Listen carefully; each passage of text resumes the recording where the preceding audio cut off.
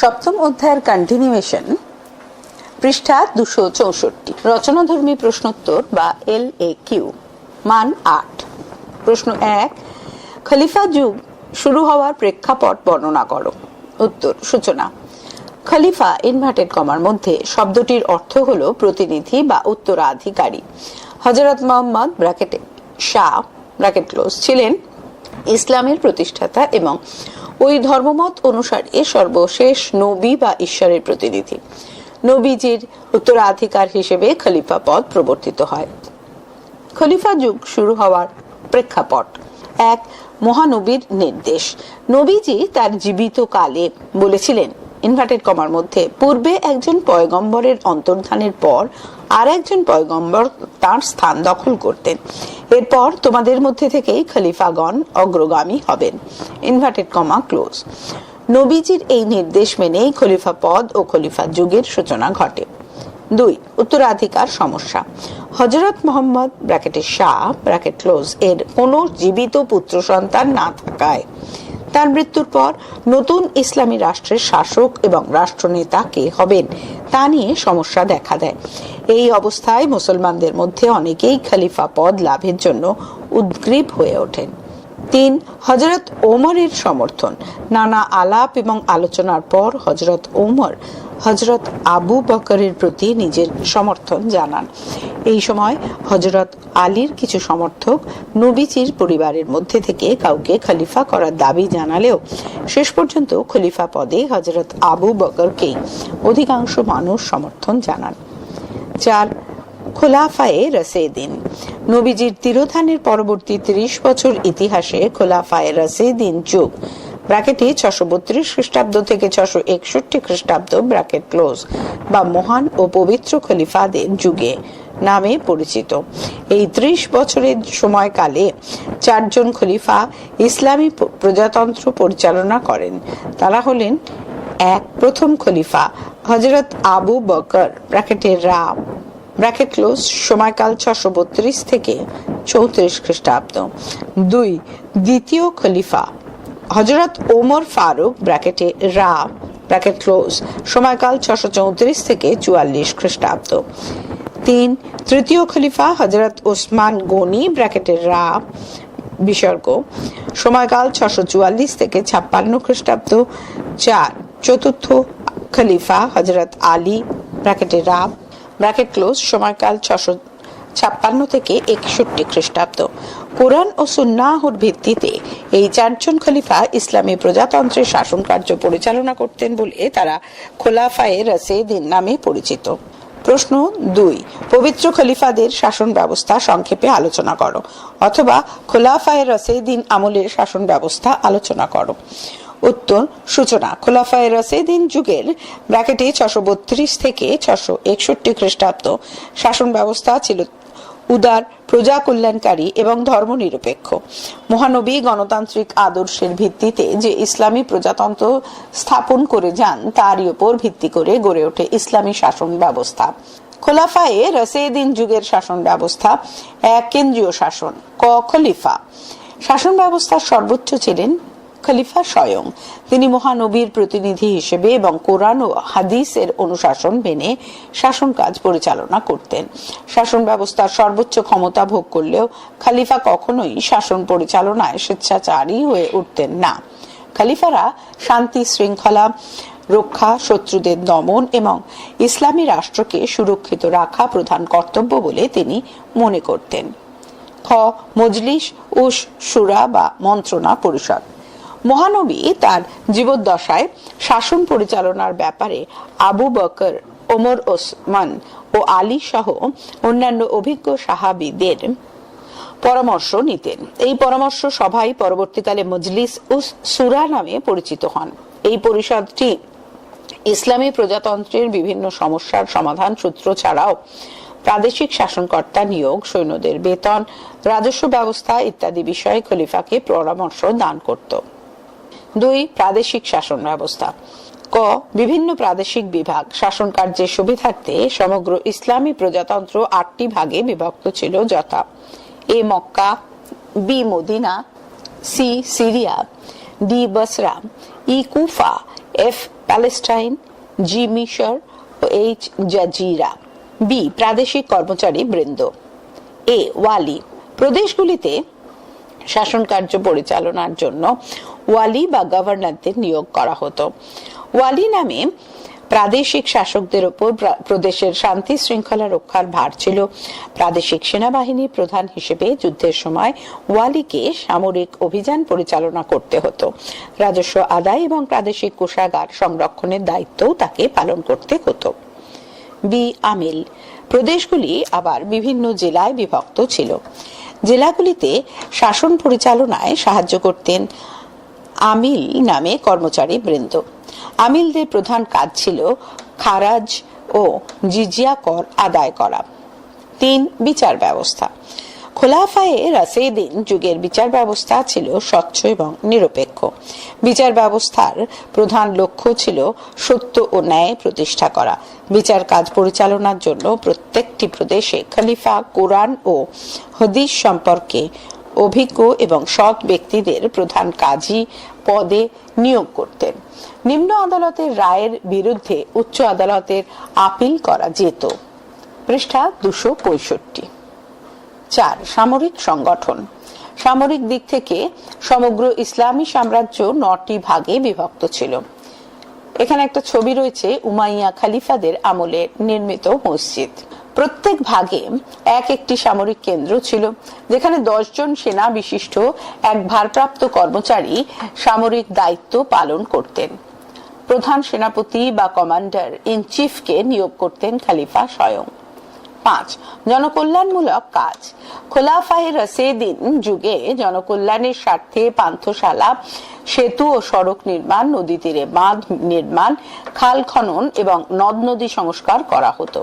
প্রজাদের জলের কষ্ট দূর করার জন্য, কৃষিতে জলসেচের সুবিধার জন্য প্রাদেশিক শাসনকর্তাগণ উদ্যোগী ছিলেন।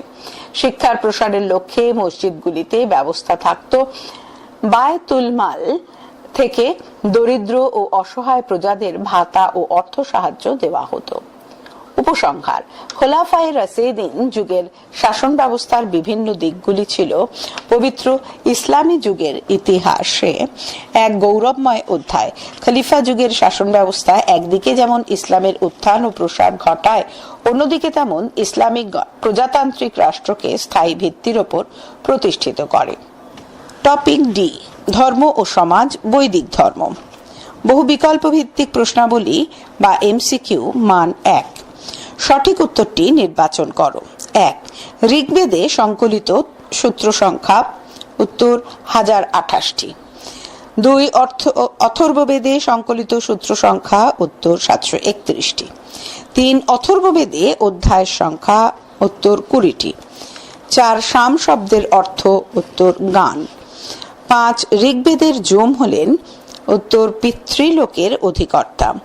6 ঋগ বৈদিক আর্যদের ধারণায় দেবতাদের রাজা বা সম্রাট হলেন। উত্তর ইন্দ্র। 7 পরবর্তী বৈদিক যুগে কর্মফল খণ্ডন এবং পুনর্জন্ম রোধে যোগ সাধনার উপদেশ দেন। উত্তর পতঞ্জলি। প্রশ্ন 8 জড়বাদ থেকে পরবর্তীকালে যে দেহবাদী দর্শনের আত্মপ্রকাশ ঘটে তার প্রবর্তক ছিলেন। উত্তর চারবাক। প্রশ্ন 9 পরবর্তী বৈদিক যুগের সময়কাল হলো। উত্তর 1000 থেকে 600 খ্রিস্টপূর্বাব্দ। প্রশ্ন 10 বৈদিক যুগে পুরন্দর নামে পরিচিত ছিলেন। উত্তর ইন্দ্র। প্রশ্ন 11 বৈদিক যুগে ঝড়ের দেবতা ছিলেন। উত্তর মরুত। প্রশ্ন 12 বৈদিক যুগের বৃষ্টির দেবতা ছিলেন। উত্তর পর্জন্য। প্রশ্ন 13 বৈদিক যুগের বাতাসের দেবতা হলেন। উত্তর বায়ু।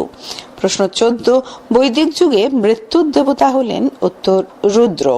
প্রশ্ন 15 বৈদিক যুগের নদীর দেবী হলেন। উত্তর সরস্বতী। প্রশ্ন 16 ঋগ্বেদের বহু দেবতার উল্লেখ মেলে ইরানীয় গ্রন্থ ড্যাশ। উত্তর জেন্দ আবেস্তায়। শূন্যস্থান পূরণ করো। প্রশ্ন 1 বেদের ড্যাশ ভাগ রয়েছে। উত্তর 4টি।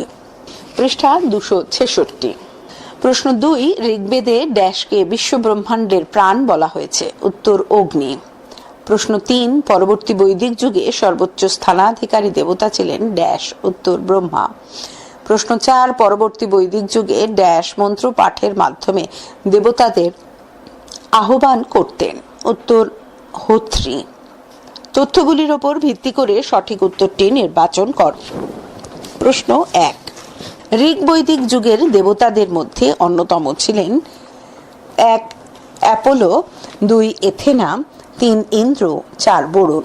উত্তর 3, 4 সঠিক এবং 1, 2 ভুল। প্রশ্ন 2, পরবর্তী বৈদিক যুগে 1 যাগযজ্ঞের জটিলতা বাড়ে, 2 পুরোহিতের শ্রেণীর সংখ্যা ও মর্যাদা 2 বৃদ্ধি পায়, 3 রাজতন্ত্রের উত্থান ঘটে, 4 সামন্ততান্ত্রিক ব্যবস্থার প্রচলন ঘটে। উত্তর 1, 2 সঠিক এবং 3, 4 ভুল। রচনাধর্মী প্রশ্নোত্তর বা LAQ, মান 8। প্রশ্ন 1, ঋগ বৈদিক যুগে আর্যদের ধর্মীয় জীবনের নানা দিক এবং পরবর্তী বৈদিক যুগে আর্যদের ধর্মীয় জীবনের নানা দিকের সংক্ষিপ্ত পরিচয় দাও। উত্তর, ঋগ বৈদিক যুগে আর্যদের ধর্মীয় জীবন। আর্যরা বিভিন্ন প্রাকৃতিক শক্তিকে দেবতা জ্ঞানে পূজা করত। সূর্যোদয়, চন্দ্রোদয়, বৃষ্টিপাত ও বন্যা সহ বিভিন্ন প্রাকৃতিক ঘটনার উপর দেবত্ব আরোপ করে। ঋগ বৈদিক আর্যদের ধর্মজীবনের বৈশিষ্ট্যগুলি নিম্নরূপ। 1 সর্বপ্রাণবাদ। ঋগ বৈদিক যুগে আর্যরা আদিম সর্বপ্রাণবাদে অর্থাৎ সর্বত্র প্রাণের অস্তিত্বে বিশ্বাসী ছিলেন। এই বিশ্বব্রহ্মাণ্ডের চেতন অবচেতন সমস্ত পদার্থের মধ্যেই তারা ঈশ্বরের অস্তিত্ব অনুভব করত। 2 পুরুষ দেবতার প্রাধান্য। ঋগ বৈদিক যুগে পুরুষ দেবতাদেরই প্রাধান্য ছিল। নারী দেবতারা সংখ্যা এবং গুরুত্বে ছিলেন নিতান্তই কম। তবে ঋগ বৈদিক ঋষিদের কাছে কোনো একজন দেবতা বিশেষভাবে গুরুত্ব পাননি বা সর্বশ্রেষ্ঠ বলে বিবেচিত হননি। 3 অপৌত্তলিকতাবাদ ও একেশ্বরবাদ। বহু দেবদেবীর আরাধনা করলেও আর্যরা পৌত্তলিক ছিল না। ঋগ বৈদিক আর্যরা এক এক সময় এক এক দেবতাকে সর্বশ্রেষ্ঠ বা সর্বশক্তিমান বলে মনে করত, যা অনেক একেশ্বরবাদ নামে পরিচিত। 4 যাগযজ্ঞ ও বলিদান। আর্যদের ধর্মের অন্যতম প্রধান বৈশিষ্ট্য ছিল যজ্ঞানুষ্ঠান ও বলিদান প্রথা। দেবতাদের সন্তুষ্ট করার জন্য যজ্ঞ উপলক্ষে ষাঁড় বলি দেওয়া হতো। যজ্ঞানুষ্ঠান পরিচালনার একচেটিয়া অধিকার ছিল ব্রাহ্মণ পুরোহিতদের হাতে। 5 জন্মান্তরবাদ। আর্যরা বিশ্বাস করত যে মৃত্যুর পর কর্মফল ভোগ করার জন্য মানুষ পুনরায় জন্মগ্রহণ করে। 6 আরাধ্য দেবতাগণ। ঋগ বৈদিক যুগে আর্যরা বহু দেবদেবীর পূজায় বিশ্বাসী ছিল। ঋগ বৈদিক যুগের বিভিন্ন দেবতাদের মধ্যে উল্লেখযোগ্য ছিলেন 1 ইন্দ্র, দেবতাদের রাজা, ইন্দ্র যুদ্ধ ও বজ্রের দেবতা। 2 অগ্নি, দেবতাদের পুরোহিত, যজ্ঞের আহুতি গ্রহণকারী এবং মানুষের মধ্যে সংযোগ রক্ষাকারী দেবতা। 3 বরুণ, পাপ পুণ্যের ধারক। 4 মিত্র, সন্ধি শপথ ও প্রতিজ্ঞা রক্ষার দেবতা। 5 বায়ু, বাতাসের দেবতা।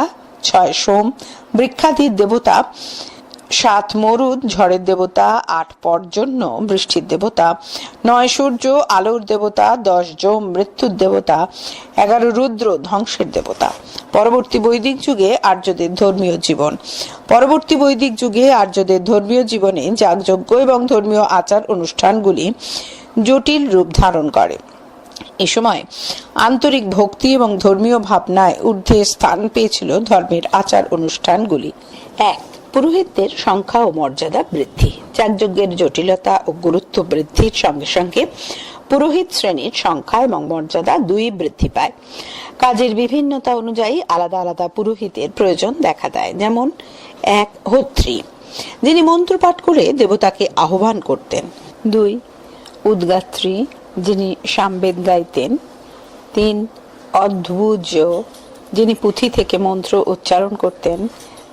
4 পুরোহিত, যিনি মন্ত্র পাঠ করার সঙ্গে সঙ্গে হবি বা ঘৃত দিতেন। 2 দেবতাদের গুরুত্বের ক্ষেত্রে পরিবর্তন। পরবর্তী বৈদিক যুগে প্রজাপতি ব্রহ্মা সর্বোচ্চ মর্যাদার আসনে অধিষ্ঠিত হন। ঋগ বৈদিক যুগের দেবতা বিষ্ণুর মর্যাদাও এ যুগে বাড়ে। পশুরাজ রুদ্র এ যুগে গুরুত্বপূর্ণ দেবতা রূপে আবির্ভূত হন। এ যুগে ইন্দ্রের গুরুত্ব ধীরে ধীরে কমতে থাকে। 3 একেশ্বরবাদের জনপ্রিয়তা বৃদ্ধি। একেশ্বরবাদী ধারণা এ যুগে আরো জনপ্রিয় হয়ে ওঠে। এ সময় থেকেই মানুষের দৃঢ় ধারণা হয় যে ঈশ্বর এক এবং অদ্বিতীয়। বহু দেবতার মধ্যে দিয়েই একই ঈশ্বর বিভিন্ন রূপে প্রকাশিত হন। এ যুগের ধারণা ছিল প্রজাপতি ব্রহ্মাই হলেন এক এবং অদ্বিতীয় ঈশ্বর। 4 নতুন দেবীগণের আবির্ভাব। পরবর্তী যুগের দেব দেবীদের পাশাপাশি এ যুগের নতুন কয়েকজন দেবদেবীর পুজো শুরু হয়, যেমন প্রজাপতি, কুবের, জয়ন্ত, গরুড়, নারায়ণ, বাসুদেব, উমা, হৈমবতী প্রমুখ।